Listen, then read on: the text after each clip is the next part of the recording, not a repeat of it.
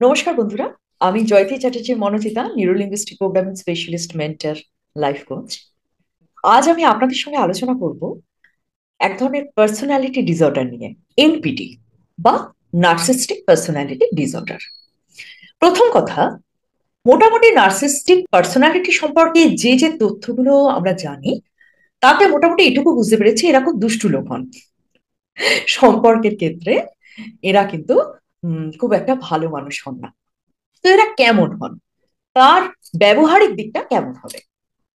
প্রথম কথা, এদের মধ্যে একটা টেন্ডেন্সি থাকবে, যে কোনো জায়গাতেই ওনারা যান না কেন, তারা নিজেদেরকে আকর্ষণের কেন্দ্রবিন্দুতে দেখতে পছন্দ করেন।